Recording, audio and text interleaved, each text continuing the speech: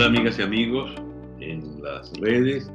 Nos amanece ya este 14 de febrero, día de San Valentín.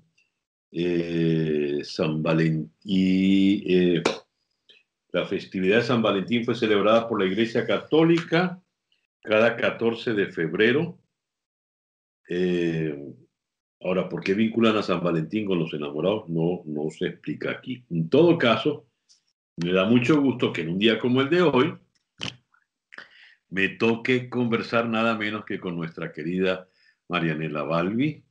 Marianela, bienvenida a este espacio de encuentro que nos hemos creado, Floralicia y yo, para poder vencer la censura. Bueno, esa es la mejor muestra de amor. La mejor muestra de amor, y de amor por el periodismo, y de amor por la democracia y por seguir adelante. Así es. Bueno, felicitaciones pues a los Valentín y Valentinas. Y en el calendario astrológico hoy nos dice el calendario astrológico que la luna está creciendo en Géminis, que es luna de comunicadores, luna de gente que quiere difundir ideas, que quiere dirigirse a un gran público. Así que también esa luna va para nosotros, va para ti en especial. Luna creciente en Géminis, Sol en Acuario cuando amanece este jueves 14 de febrero. Valentina, Marianela, si algo ha caracterizado estos últimos tiempos del régimen, ha sido la férrea censura que se ha impuesto sobre los medios. Te habla un doliente directo en este momento. Así es. Pero ustedes desde IPIS han podido hacer una relación extraordinaria de cuántos programas han salido, de cuántos periodistas han salido de los medios, de cuántos medios han sido cerrados, y todo por razones de censura. La censura siempre ha obedecido a lo mismo. El censor no quiere que se sepan ciertas cosas. Básicamente, el censor no quiere que se sepa la realidad. ¿Por qué este recrudecimiento tan fuerte, Marianela? Tú que al frente de IPIS, Instituto Prensa y Sociedad, has venido haciendo el estudio desde hace ya un largo tiempo. ¿Por qué ahora? ¿Qué pasa ahora? Bueno, César, creo que es la muestra más clara de que el tema de la censura y el control de los medios es una de las tres cartas que tiene el gobierno en este momento, que es lo único que le queda, ¿no? Una es, bueno, muy fuerte, sin duda alguna, pero una es la Fuerza Armada, la segunda es la represión y la tercera es la censura, el control de los medios, ¿no? Bueno, la Fuerza Armada, ya hay quienes lo han analizado. El tema de la represión, además, con unas características muy particulares, que en las noches, en las barriadas, donde además no hay testigos, porque allí no entra la prensa, es muy complicado esas coberturas, y por eso está pasando en los pueblos más aislados, en las barriadas. Y el tema, por supuesto, entonces, la tercera carta es justamente la censura y el control de los medios, porque es la manera digamos, de ser testigos de esta etapa de represiones y de barbarie que estamos viviendo de los últimos golpes contra la democracia, ¿no? Entonces, estamos viendo obviamente dos áreas que eran las que quedaban como todavía con un oxígeno, ¿no? Uno, el tema de los corresponsales extranjeros. Vimos cómo en apenas 72 horas fueron arrestados arbitrariamente 11 periodistas, deportados. Bueno, eso por supuesto tuvo muchísima repercusión, ahorita ha bajado en esta última semana, pero eso es una muestra clarísima de que no quieren ningún escrutinio ni ningún testigo de lo que está ocurriendo acá en Venezuela, y teniendo pues de manera más controlada los medios nacionales, quedaban los corresponsales que siguen intentando entrar a Venezuela, son deportados y hay una relación, pues una situación bastante complicada con ellos. Y la parte de las radios que por su fragmentación y por justamente, bueno, sí, se ha extendido mucho el tema de la radio, quedaban espacios. Y entonces efectivamente pues ha sido una operación muy selectiva de definitivamente dar ya una orden directa, porque habíamos visto mucha autocensura, mucho silencio, bueno, prefiero no meterme, demasiado entretenimiento para poder cubrir esas horas, pero ya cuando hay órdenes ya directas de censura previa, es bueno, llega un momento en el que tú ya dices, bueno, hasta aquí, ¿no? Lo otro que también estamos viendo con mucha preocupación bueno, todo este ataque que ha venido. Ahorita estamos sacando un reporte sobre el tema bueno, cómo se activa ese ejército que tiene el gobierno de digital para también con unos patrones muy claros desacreditar a los periodistas que están haciendo un trabajo a través de los medios digitales, ¿no? Y a través de las radios. Y bueno, tenemos ahorita el caso de defensores de derechos humanos y también el caso de Luz Meli, ¿no? Que ¿Qué pasó con Félix Reyes, quien está al frente de Efecto Cocuyo? ¿Qué pasó allí? Sí, lo que estamos viendo allí en ese caso es que hay una noticia comprobada, certificada, verificada, como fue la detención de niños y adolescentes durante las protestas. Y eso fue certificado y registrado por las ONGs. Entonces, ¿qué sucede? Que este ejército de digital, de guerrilla digital, digamos que toma ese hecho que es real, que hay una noticia verificada, y empieza a manipular con una versión donde dice que fueron secuestrados niños, ¿no? Y eso obviamente empieza a rodar de una manera además muy sistematizada, o sea, con cuentas que van repitiendo la mentira, y luego lo toma un vocero del gobierno importante, en este caso el señor Diosdado Cabello, y repite eso en su programa. A su vez eso vuelve a multiplicarse a través de todas sus cuentas, las cuentas de su ejército de troles, y así se va generando una campaña que puede tener un objetivo muy peligroso, como puede ser levantar expedientes contra un periodista. Ha pasado, y nosotros lo tenemos registrado, que eso ha sido el mismo mecanismo para hacer expedientes falsos, por ejemplo, contra Ceballos, contra el doctor Marulanda, contra algunos casos que nosotros registramos en donde es el mismo procedimiento. O sea, se toma una información falsa, eh, y eso alimenta un expediente que luego, bueno, pueden acusarte de incitación a la violencia, de generar zozobra, cualquiera de estas argumentaciones absurdas en las leyes. Marianela, que Cabello haya corroborado o se haya apoyado en esto para hacer después una denuncia desde su programa de televisión, ¿es algo gratuito o él forma parte de la estrategia? Forma parte de la estrategia, a nuestro modo de ver. Forma parte de la estrategia porque se necesita un vocero dentro de esa tendencia suficientemente, digamos, sólido como para que esa falsa noticia tenga algo de verdad para ellos, ¿no? Entonces, ha sido así, o sea, siempre lo toma un vocero de alto nivel y sobre eso se va montando para generar. Claro, además lo hacen con una periodista que en este caso tiene bastante ascendencia sobre también el chavismo, sobre mucho de la gente, digamos, que puede haber comulgado con ellos. Es una periodista que tiene mucho renombre y es sin duda una intención de minar la credibilidad de los periodistas, ¿no? Y Lo así has ha pasado definido, con muchos, ¿no? sí, Así ha pasado con lo varios. has definido como ejército digital. ¿Cuántos soldados puede tener ese ejército? ¿Cómo funciona? ¿Cuántos generales tiene ese ejército? ¿Y cómo actúan? Nos encantaría tener eso mucho, mucho más claro. Ahora, lo que sí hemos visto, por ejemplo, recién salió la información también desde España de cómo Twitter ha eliminado una cantidad de cuentas, que además explica también cómo es esa metodología.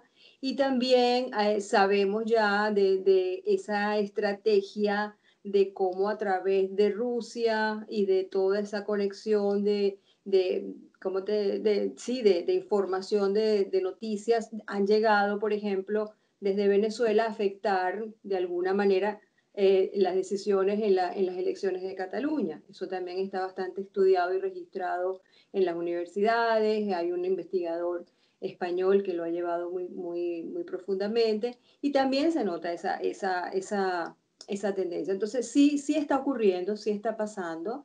Y Venezuela está siendo utilizada como un laboratorio tanto hacia lo externo, en este caso con una intencionalidad muy clara de apoyar una campaña, en este caso contra España, como, bueno, a lo interno con este tipo de mecanismos, ¿no? Y de imponer trending topics y generar, pues, una desinformación. Ya no es un tema de fake news, es un proceso, es algo que va más allá, es un tema de desinformación, de intoxicación del espacio informativo, ¿no?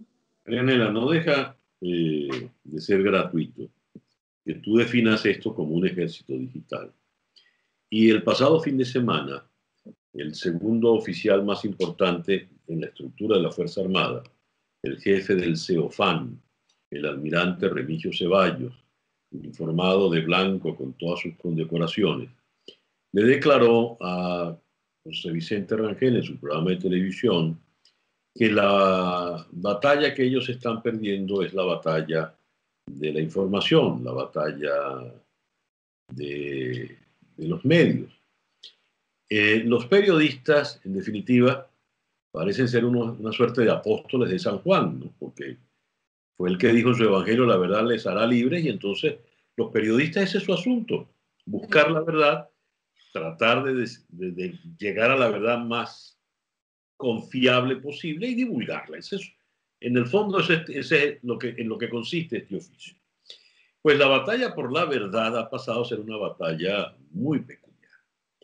Cuando hablas de los trolls y del ejército digital, por ejemplo, se ha comprobado, leí un trabajo interesantísimo en Caracas Chronicles, donde como las vocerías más radicales, supuestamente opositoras en las redes, eran troles manejados por el régimen. Esto también para procurar desinformar y manipular la información. Pues bien, tú como periodista, tú que estás al frente de un organismo tan importante como IPIS, Instituto Prensa y Sociedad, en esta batalla tan crucial que es la batalla por la verdad en un momento de opacidad y de oscuridad, ¿qué se puede hacer? El consejo vale tanto para periodistas como para consumidores de información. Totalmente, César. Yo creo que esto es algo, un fenómeno que no conocemos todavía las dimensiones que puede alcanzar, porque va mucho más allá, insisto, de un tema de fake news. O sea, obviamente, la fake news, a mi modo de ver, es como la primera capa de este fenómeno, ¿no? Porque sin duda alguna lo que hay detrás de todo esto es mover emocionalidades, generar una intencionalidad incluso electoral. Ahí hay otro gran desafío que tiene que ver, por ejemplo, con cómo la desinformación está afectando procesos electorales.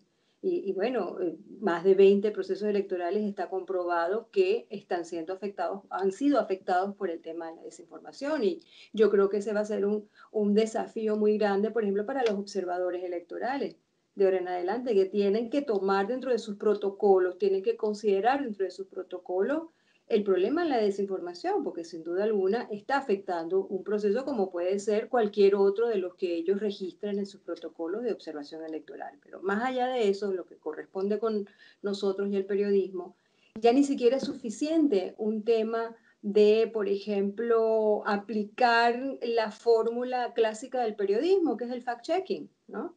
O sea, una primera recomendación, bueno, fact-checking, bueno, eso es algo que va intrínseco en el periodismo de calidad, pues, ¿no?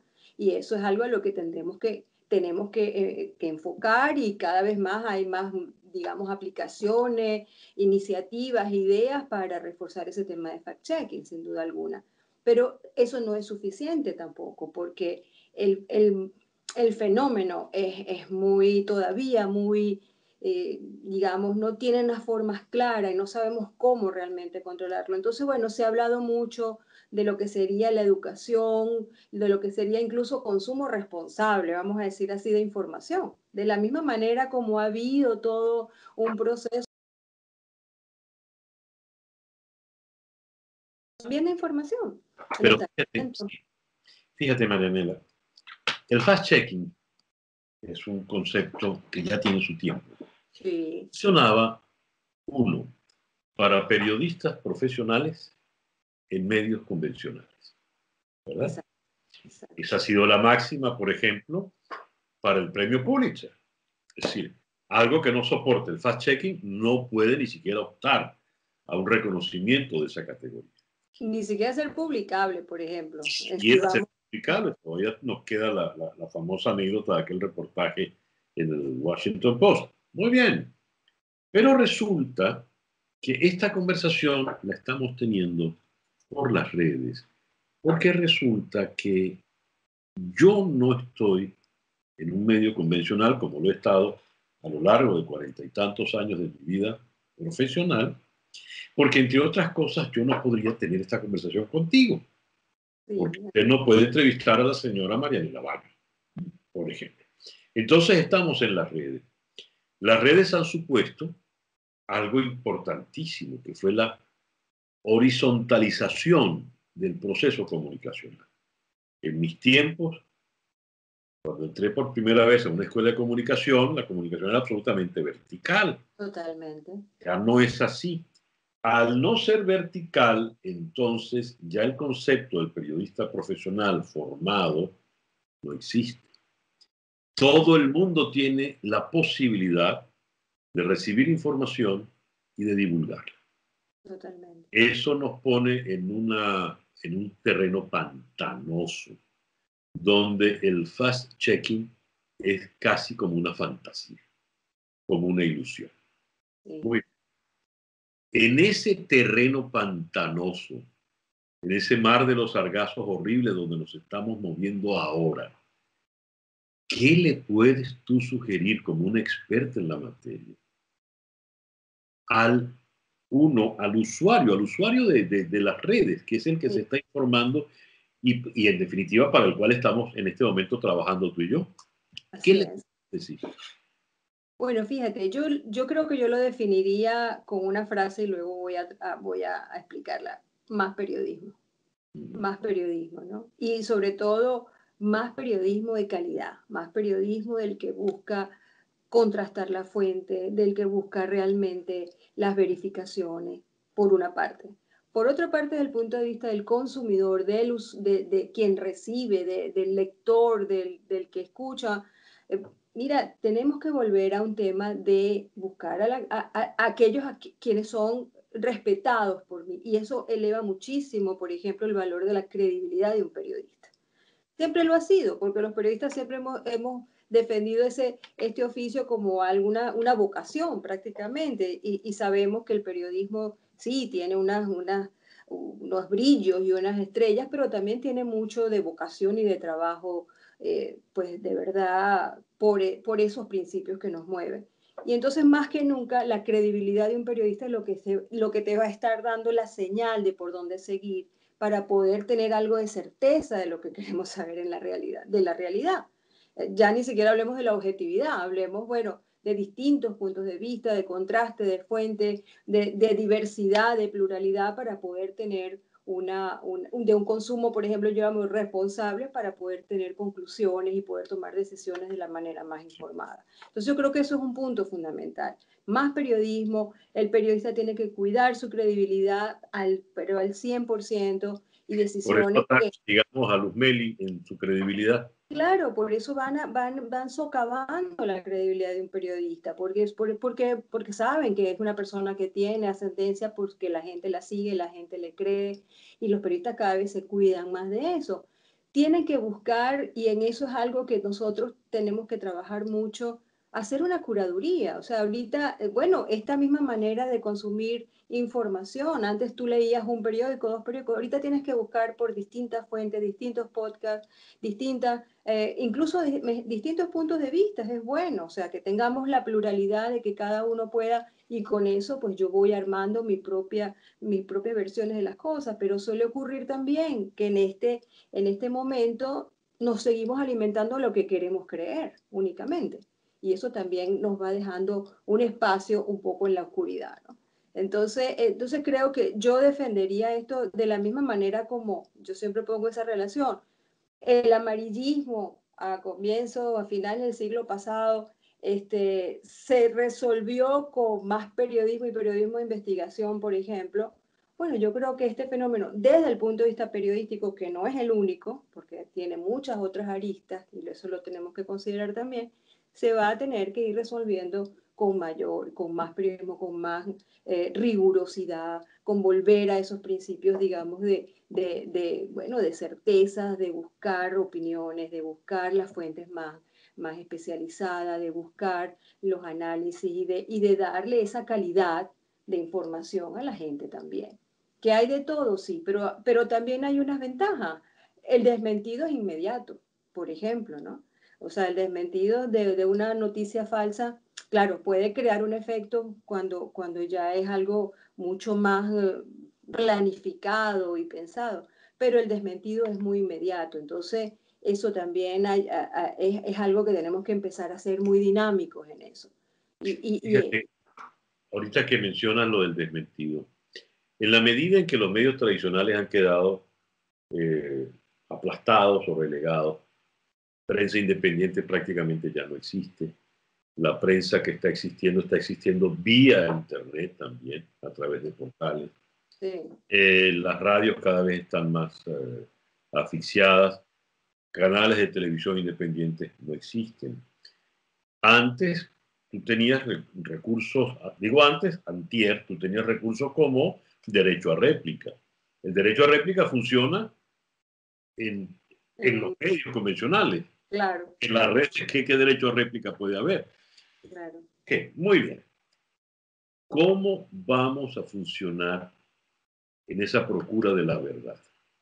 Porque pregunto, ¿qué peso real, que te digan tus investigaciones de IPIS, qué peso real están teniendo en esta vorágine terrible por la que estamos pasando los medios convencionales frente a las redes?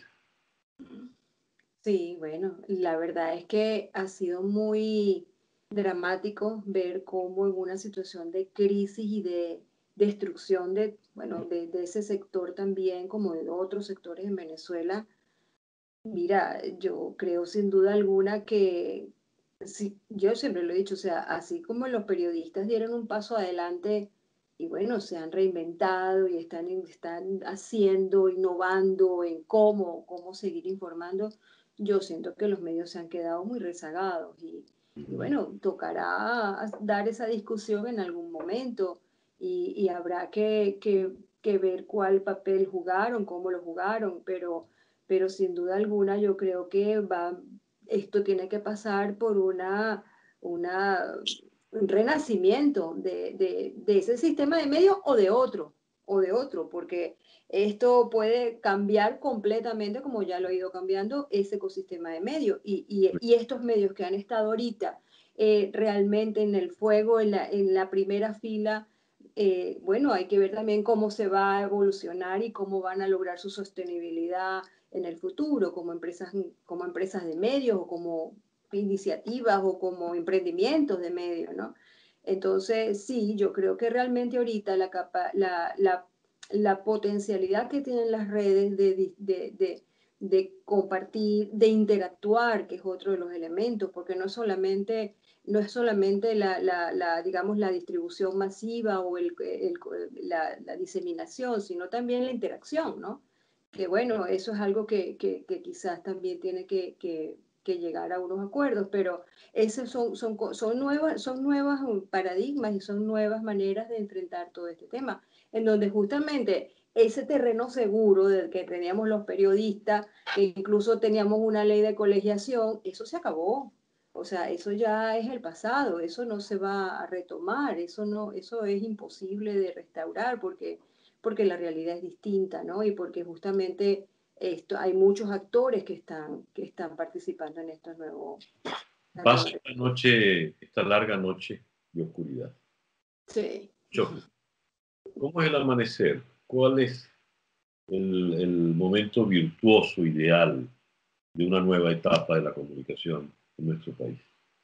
Yo creo que la oportunidad que nos da un renacimiento, o más que un renacimiento, una transición que conduzca a algo diferente, es que hay que hacerlo todo otra vez de nuevo.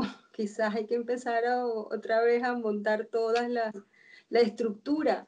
¿Y qué aspira uno en una sociedad democrática, que es a la que todos estamos apuntando? A que haya mucha pluralidad, a que haya un espacio, y yo creo que la tecnología lo va a permitir. La tecnología justamente es lo que te va a ayudar a que, bueno, haya no 40, hayan 4.000 espacios en la televisión digital o en la radio digital para que todo aquel que tenga la necesidad, y bueno, y ya se irán acomodando las audiencias, ya, pero que cada uno tenga el derecho de no solamente de recibir, sino de también expresarlo, ¿no? Hay que comenzar todo desde cero. Decía el maestro Cruz Diez, lo digo ya para cerrar, en Venezuela hay que comenzarlo todo de cero. ¡Qué maravilla! Qué maravilla. Es una gran oportunidad poder comenzar. Hay que ver esas oportunidades, sin duda alguna. Yanela, mil gracias por regalarnos este momento. No, a ustedes. Hola, Marianela, ¿cómo estás? Hola, bueno. Muy interesante esta conversación que han tenido ustedes con esta audiencia de seguidores, y el trabajo que tú estás haciendo es invaluable desde IPIS. Me siento además muy orgullosa porque somos compañeras de pupitre de la UCAP. Así es. Me llena de orgullo. Y bueno, también quiero aprovechar este momento, César, para invitar a la entrevista de mañana con Paparoni y los temas que vas a hablar. Carlos Paparoni, sí, con Carlos Paparoni. Él está al frente de la Comisión de Finanzas de la Asamblea Nacional. ¿Qué ha pasado con los pagos a través de una casa de bolsa en Bulgaria de PDVSA? Supuestamente dizque para burlar las sanciones de Estados Unidos. ¿Qué es lo que ha pasado con el negocio del oro? Que parece que allí hay algo también muy, muy extraño. Todas esas preguntas, esos temas, mañana con Carlos Paparoni en este espacio de encuentro, como lo hemos definido, nuestra solución casera para vencer la censura, al punto, y seguimos por Instagram Live, Rondón CM, y por el Periscope, CM Rondón. Y nuestra aplicación Al Día, en donde pueden escuchar las noticias narradas por César todos los días, tempranito. La aplicación no tiene ningún costo y la pueden bajar en iOS y en Android por Apple Store y Google Play. En conexión por IBC, DirecTV y la página cesarmiguelrondon.com. Gracias, Nela. Gracias a ustedes y bueno, y que nadie nos calle. Que nadie nos calle. Así es. Gracias.